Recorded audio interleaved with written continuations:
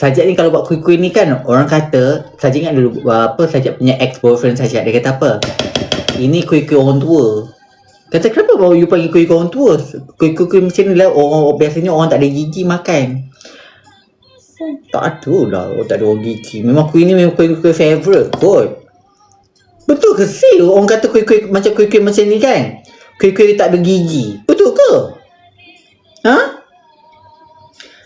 Ha? Jap buatlah bakso. Ya ke? Tak ada lah. Yang kuih ni love tau. Tak baik kata kuih-kuih, kata kuih ex-boyfriend I kata ni kuih-kuih tak orang tak apa, kuih-kuih orang tua, kuih-kuih tak orang tak ada gigi. Kunyah telan.